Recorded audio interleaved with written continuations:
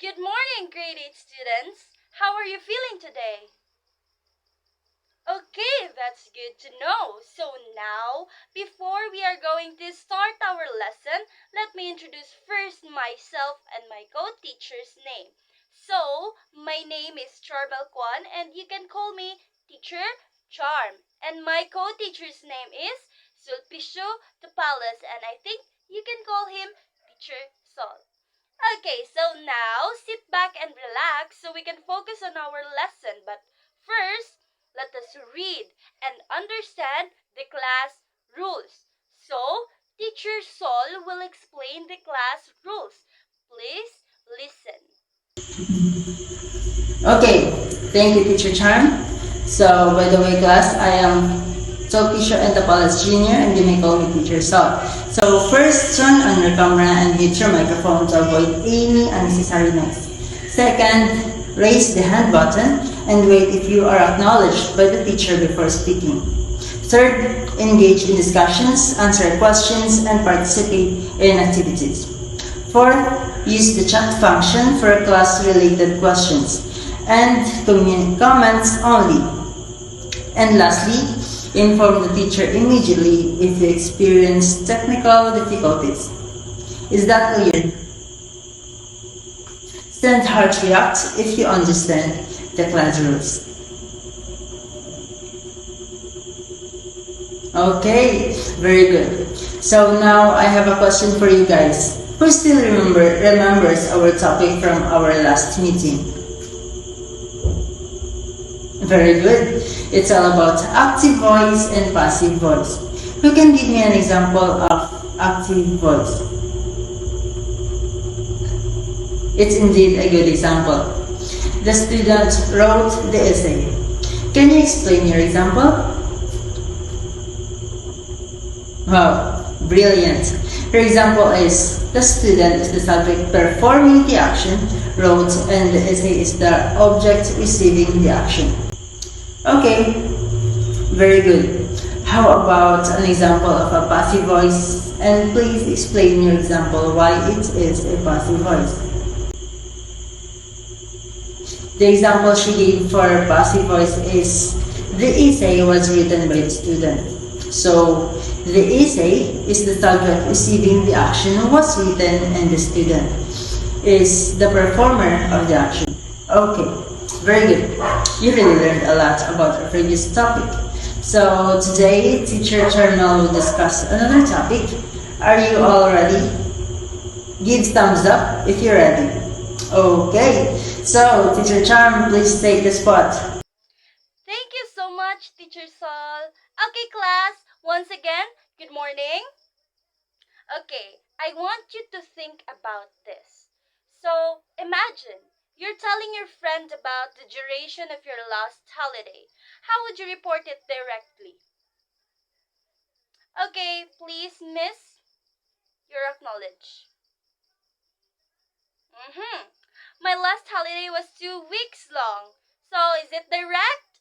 Very direct. So, how about indirectly? How are you going to say it? Any answers? Okay, very good.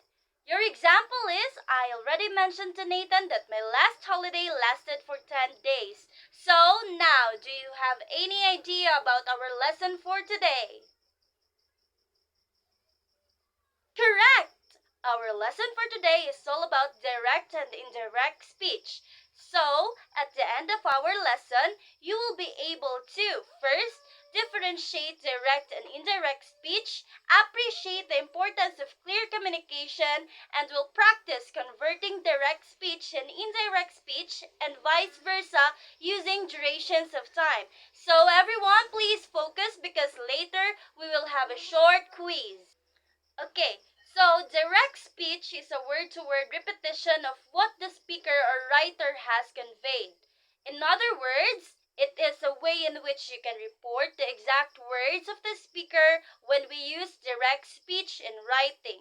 We place the word spoken between quotation marks and there is no change in these words. We may be reporting something that's being said now. So for example, telephone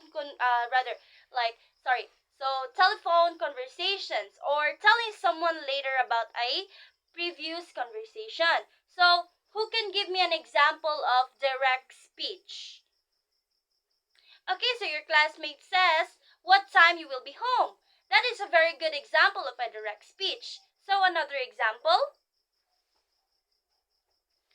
There's a fly in my soup, screamed Simon, is a very good example. So you're all amazing. So like every other grammar topic, there are rules to be followed when using direct speech. Let us look at each one of them to know how direct speech can be used accurately and effectively. I will read the rules, okay? So please listen. Okay, so the first point that you have to remember is that direct speech is the repetition of the exact words and the speaker, and so you do not have a choice to add or remove words and from what is said. So, what do you need to remember? Okay, very good. We need to remember that direct speech is the repetition of the exact words of the speaker. So next rule here is immediately after one of the above mentioned verbs, add a comma followed by open quotation marks. So the words of the speaker will be capitalized the first letter of the first word that is to be followed by a period, question mark, or explanation mark, and the close quotation marks. So also make sure that you are going to close the quotation marks after the punctuation mark, like a full stop or question mark or exclamation mark. Okay, so it has been stated to add a comma followed by open quotation marks and to make sure to close the quotation marks. So lastly, we have to keep in mind that you cannot change the words or paraphrase what has been said by the speaker when you are using direct speech. So what do we need to keep in mind, or what do we need to remember? That we cannot change the words or paraphrase what has been said by the speaker. That is why it is direct, because it must be direct. Okay, so you already understand the direct speech, right? Now, another example here is Freda asked her brother, "Can you pick me up on your way home?"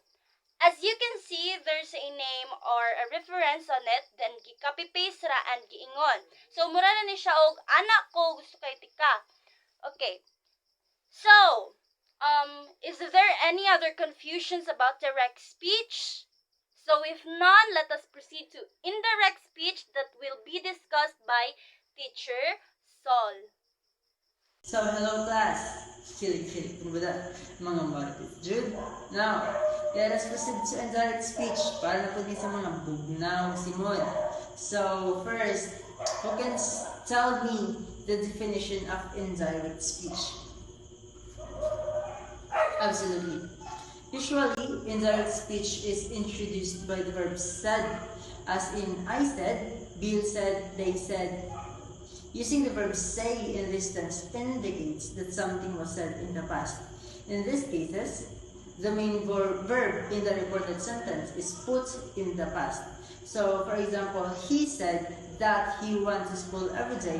It is indirect because the statement have been done in the past. Okay?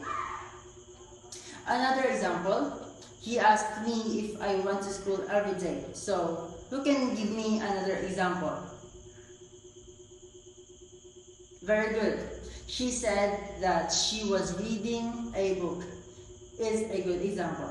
Another example. Wow, he said that he would go to the park. A very well given example. It seems that you all understand the lesson. Okay, now what you're going to do is to convert the direct speech into indirect speech. First example, please convert this direct speech. Maria said, I love this song. Correct.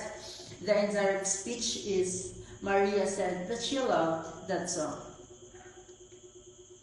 If the sentence indirect, they said that they had finished their homework.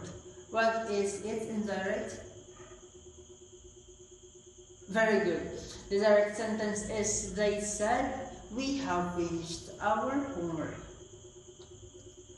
Last direct speech, Tom asked, can you help me?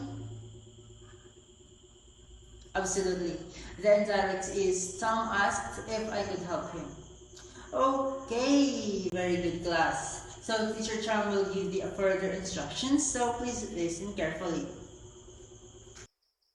Okay, hello class. So, okay, for a short recap, I think you already understand the direct speech and the indirect speech. So, for the direct speech, it is a quoting someone's exact words, usually quotation marks, while indirect speech is reporting what someone said without quoting their exact words, often with changes to pronouns and verb tense. So, example for direct speech is she said, I am happy.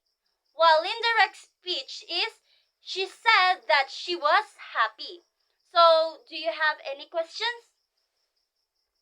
Okay, so if none, then please answer the questions in quizzes. This will serve as your quiz. Once again, thank you for listening.